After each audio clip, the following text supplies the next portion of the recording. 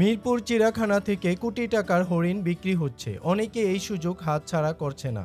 যার যত হরিণ দরকার এখান থেকে কিনে নিচ্ছে। যারা হরিণ কিনতে ও হরিণ সম্বন্ধে জানতে আগ্রহী তাদের জন্য আজকের এই ভিডিওটি। আশা রাখি ভিডিওটি দেখে হরিণ ক্রয় করার প্রক্রিয়াগুলো জানতে পারবেন। আর ভিডিওটি যদি সামান্য পরিমাণও ভালো লাগে সাবস্ক্রাইব, লাইক, কমেন্ট করে আমাদের উৎসাহ দিবেন। আসসালামু আলাইকুম। আমি এখন আছি মিরপুর চিড়িয়াখানার হরিণের শেডের ভিতরে, খাঁচার ভিতরে আমরা এখন আছি। পিছনে দেখা যাচ্ছে হরিণ, আমাদেরকে দেখে হরিণগুলো পিছনে চলে গেছে সবগুলো একসাথে। কারণ হরিণ মানুষের গন্ধ পেলে ওরা এক সাইড হয়ে যায়, আমরা জানতে পেলাম। ঢাকা মিরপুর চিড়িয়াখানায় হরিণ বিক্রি করার একটা কার্যক্রম হাতে নিয়েছে বাংলাদেশ সরকার। হরিণ পালন করার ক্ষেত্রে অনেকগুলো ক্রাইটেরিয়া আছে। এই ক্রাইটেরিয়া যদি ফুলফিল কেউ করতে পারে তাহলে এখান থেকে অনায়াসে হরিণ কিনে তারা লালন পালন করতে পারবে। শেডের ভিতরে আছি, আপনাদেরকে দেখাচ্ছি। সবগুলো হরিণ এখানে জমা হয়েছে। আমাদের আজ পেয়ে তারা মানে একসাথে হয়ে গেছে। কিছু আছে এই পাশে, আর কিছু এই পাশে হয়ে গেছে। হরিণগুলো দেখতে এগুলো চিত্রা হরিণ। আপনারা দেখতে পাচ্ছেন কত সুন্দর এগুলো। ছোট হরিণগুলো শিং নাই, আর বড় হরিণগুলো শিং দেখতে পাচ্ছেন আপনারা। তারা দলবদ্ধভাবে ঘোরাফেরা করছে। অ্যাকচুয়ালি ওরা মানুষের সংস্পর্শে থাকে না। যদি এগুলো কেউ লালন পালন করে পুষ মানে, তখন তারা যে পালে তার কথা শোনে এবং তার পাশে থাকে। এগুলো হলো হরিণের খাবার। এগুলো ভুট্টা গাছ, এগুলা হরিণ খেয়ে থাকে। অনেকগুলো খাবারের মধ্যে অন্যতম একটি খাবার এই ভুট্টার গাছ ওরা বেশি ভালোবাসে। হরিণের শেডের পাশেই এমন একটি লেক, এখানেও একটা মনোরম দৃশ্য। এখানে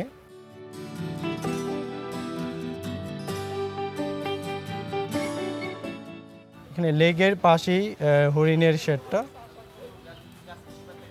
কাছ থেকে হরিণ দেখাতে পারি কিনা, তাই চলুন ভিতরে।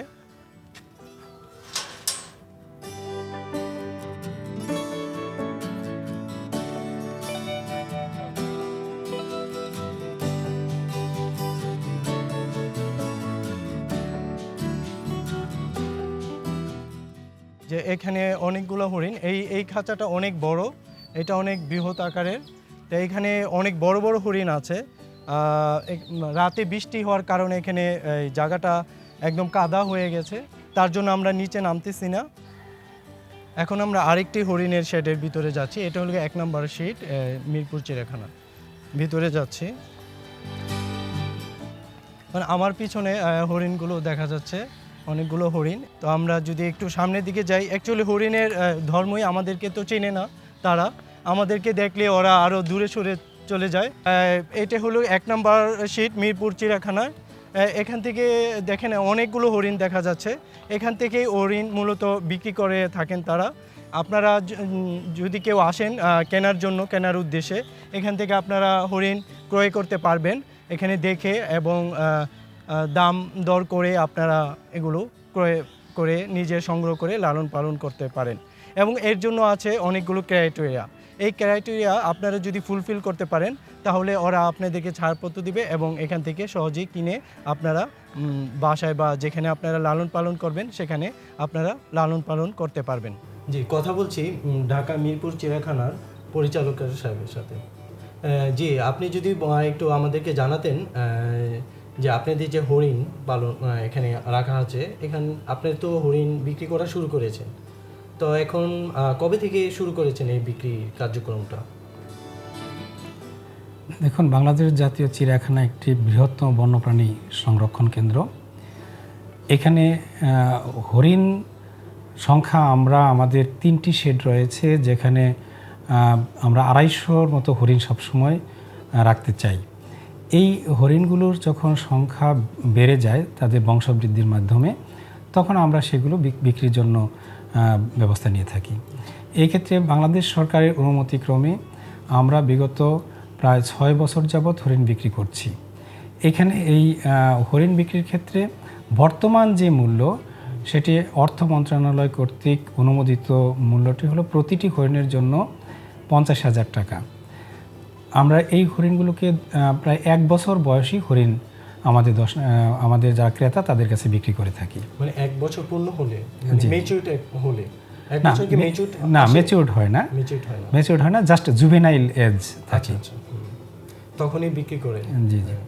আর এখন থেকে কতগুলো বিক্রি করেছেন আনুমানিক? এইখানে আমরা যদি বলি যে 22-23 অর্থ বছরে হরিণ বিক্রির পরিমাণ ছিল এখানে সবচেয়ে বেশি, প্রায় 1.5 কোটি টাকার হরিণ বিক্রি হয়েছিল সেই অর্থ বছরে। আর আমাদের যে 23-24 অর্থ বছর সেখানে হরিণ বিক্রির পরিমাণ হলো প্রায় 75 লক্ষ টাকা। এখানে আমাদের 22-23 অর্থ বছরে যে হরিণ বিক্রি বেশি হয়েছিল এর কারণ হলো যে তার আগে কোভিড-19-এর কারণে হরিণের বংশবিস্তার একদিকে যেমন বেশি হয়েছে, অন্যদিকে সেই সময় বিক্রি বন্ধ ছিল, যার দরুন একটা মানে জমা হয়ে অনেক হরিণগুলো মানে জমা হয়েছে। জি জি।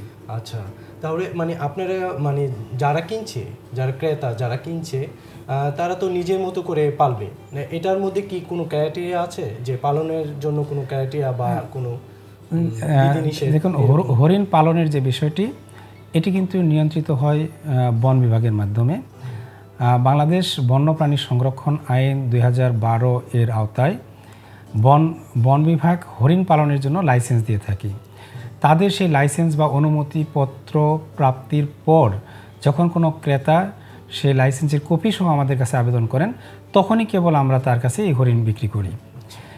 হরিণ বিক্রি করার সময় আমরা বন বিভাগকে একটি পত্রের কপি দেই যে আমরা সংশ্লিষ্ট ওই ক্রেতার নিকট হরিণ বিক্রি করেছি। বন বিভাগ এরপর থেকে তাদের লালন পালনের বিষয়টি দেখভাল করে থাকেন।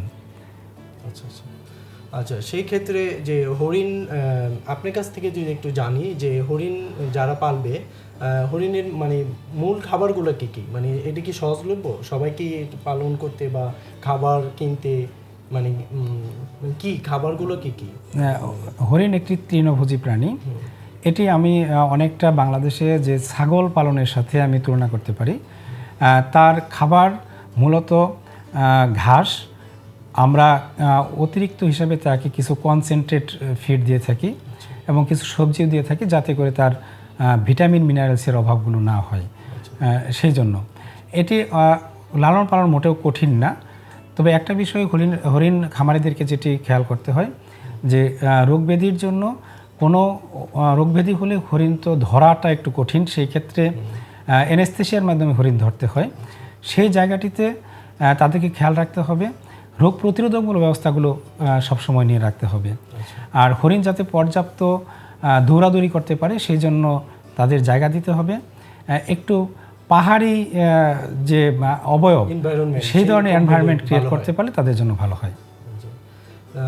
তো হরিণ তো এখন বর্তমান মূল্য কত, মানে এটা কি আগের মতোই আছে মূল্যটা? এখন হরিণের মূল্য 50,000 টাকা প্রতিটির জন্য। আমাদের এই মূল্যটি আসলে বিভিন্ন সময় বিভিন্ন রকম হয়েছে, এটি বারবার রিভিশন হয়েছে। সর্বশেষ 75,000 টাকা থেকে কমিয়ে এটাকে 50,000 টাকা করা হয়েছে। সেই মূল্যটা এখন বহাল রয়েছে। জি জি জি। এখন কেউ যদি নতুন যারা মানে ইচ্ছে পোষণ করে যে আমি হরিণ পালন করব, সেই ক্ষেত্রে তার কি ক্রাইটেরিয়া ফুলফিল করতে হবে? কেউ হরিণ পালন করতে গেলে প্রথমে তাকে হরিণ লালন পালনের জন্য একটি জায়গা নির্বাচন করতে হবে। এই জায়গাটি অবশ্যই একটু বড় পরিসরে হতে হবে যাতে হরিণ দৌড়াদৌড়ি করতে পারে। সেটি এখানে তার গাছগাছরা একটা ব্যবস্থা থাকতে হবে এবং একটু পাহাড়ের মতো অবয়ব থাকলে ভালো হয়। আর দ্বিতীয়ত হলো যে এই হরিণ লালন পালনের ক্ষেত্রে তাকে খুব ইন্টেন্সিভলি একটু যত্ন নিতে হবে, তার খাবার দাবারের বিষয়টাকে এনশিওর করতে হবে। আর এটি আইনি যে বাধ্যবাধকতা সেটি হলো বন বিভাগের সাথে তার যোগাযোগ রাখতে হবে, বন বিভাগের কাছ থেকে তার লাইসেন্স নিতে হবে। এটা এই লাইসেন্সটা বন বিভাগ থেকে নিতে হবে? জি জি। আচ্ছা, হরিণ পালন ক্ষেত্রে যে অনেক সময় দেখা যায় যারা পালন অলরেডি করতেছে বা যারা করবে তারা অনেক সময় দেখা যায় যে হরিণ অসুস্থ হয়ে যায়, সেই ক্ষেত্রে তারা কোথায়, মানে এরকম কি হাসপাতাল আছে? এবং ঢাকা চিড়িয়াখানায় যে মিরপুর চিড়িয়াখানা আপনাদের এখানে তো হাসপাতাল আছে, মানে হরিণের জন্য চিকিৎসার একটা ব্যবস্থা আছে, এটি কি যারা পালন করবে বাহিরে, যারা কিনে নিয়ে যাবে, তারা কি কোথা থেকে এই চিকিৎসাটা নিবে? বন্য প্রাণী সহ সকল পশু পাখির চিকিৎসার জন্য বাংলাদেশে ভেটেরিনারিয়ান রয়েছেন। ভেটেরিনারিয়ানরাই এইটার চিকিৎসা দিবেন। সেই ক্ষেত্রে বাংলাদেশে বন বিভাগের দক্ষ ভেটেরিনারিয়ানের যথেষ্ট অভাব রয়েছে। প্রাণী সম্পদ বিভাগের অধীন প্রতিটি উপজেলাতে ভেটেরিনারিয়ান রয়েছে, তারাই এই চিকিৎসার কাজটি করে থাকেন। এবং আমি পরামর্শ দিব যারা হরিণ লালন পালন করবেন তারা প্রাণী সম্পদ বিভাগে যাবেন। ধন্যবাদ আপনাকে। তো আপনাকে আমাদেরকে এটি জানার প্রয়োজন ছিল, তো আপনাকে অশেষ ধন্যবাদ আমাদেরকে সময় দেওয়ার জন্য। আপনাকে ধন্যবাদ।